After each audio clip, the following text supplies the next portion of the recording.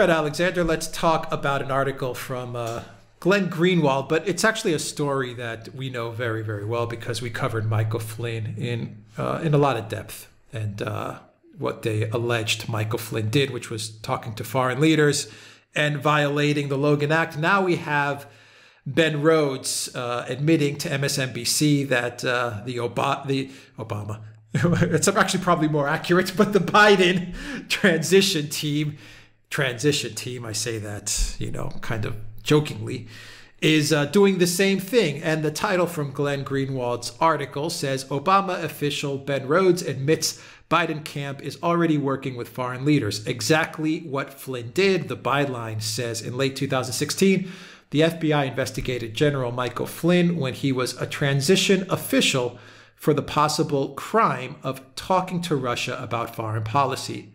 Why can Biden do this?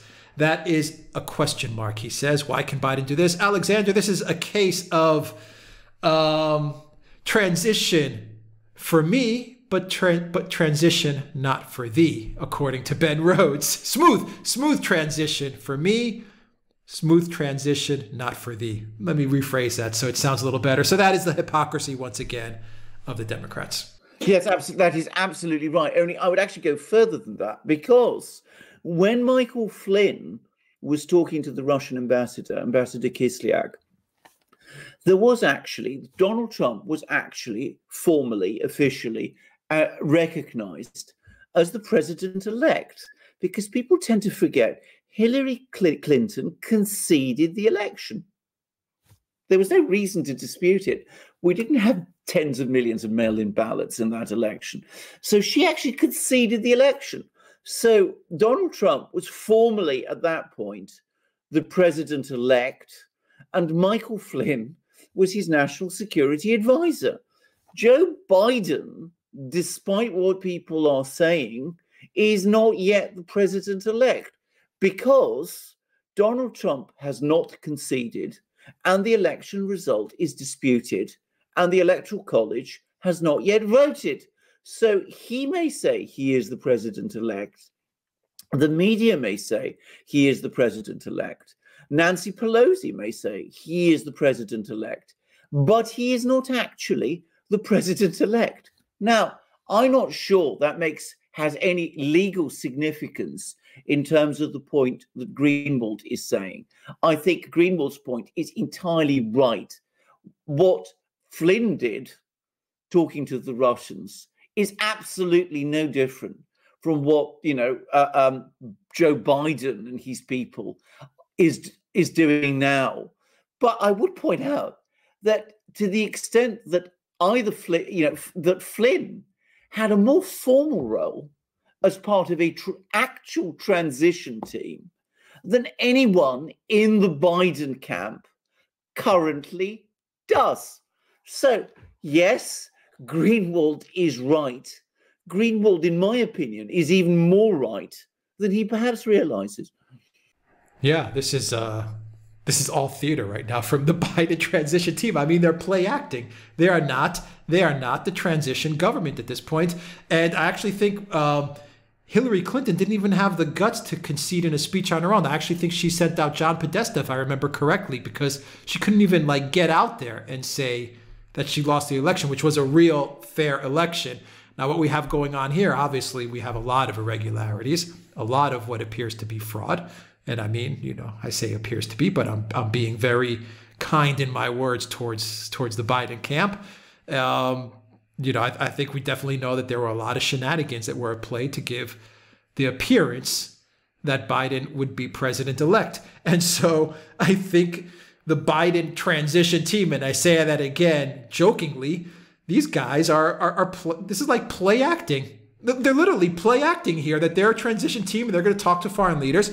If you're a foreign leader, you have to be a dummy to actually take these guys seriously at this moment in time. Well, many of them are not, and not just countries that are adversaries of the US, like Russia and China, but countries like Mexico and Brazil, which are supposedly friends of the US, are keeping their distance because they realize that this is not a transition team.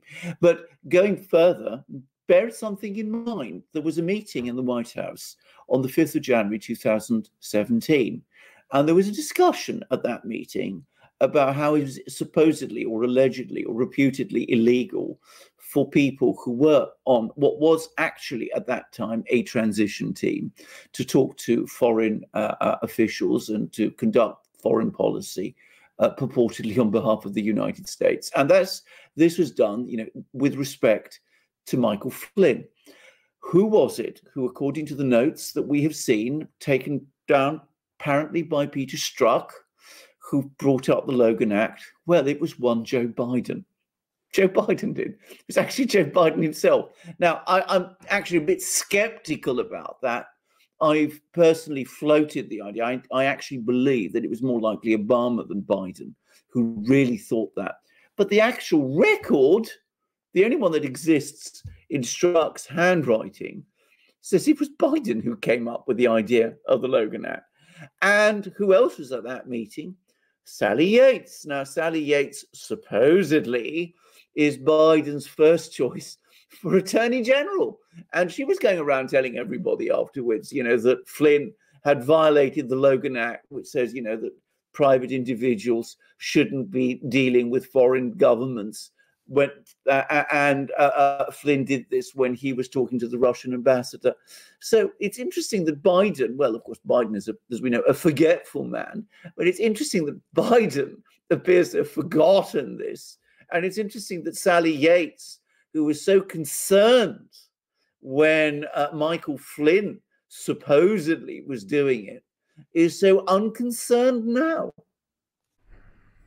Maybe we should find out what countries they're talking to and call Robert Mueller and maybe convene a special counsel to investigate Biden. I think we should. I think we should send the FBI. I think we should send the FBI. I think what Barr needs to do is he needs to send the FBI round to these people, to Biden and Sally Yates and whoever else is involved in these discussions. Not tell them, of course, why the FBI wants to see them. Plot in a meeting beforehand to find ways of tricking them into admissions which are not true, into comments that are not true, and then indict them, because that's clearly what what this situation requires. After all, that was done to Flynn, so why not do it to these people too?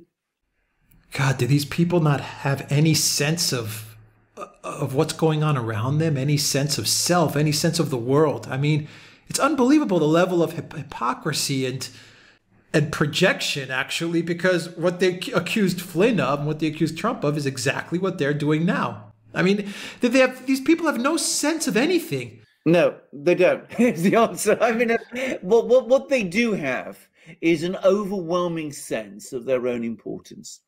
I mean, when you said it right at the beginning, when you said, that they, we're allowed to do what the other side is not allowed to do. We're entitled to a smooth transition, even though we're not actually in a transition, and the other side are not. And that's what I think at some level they actually believe that. I think they really believe that internally that for some reason they're entitled to do things which, when the other side did them, they vehemently not just criticized, but, took to court and launched investigations on. I mean, Michael Flynn, let us remember, is still a convicted man. He's still caught in an insane legal process. He's still up against a judge who is relentlessly hostile to him. That business of Flynn is still not over.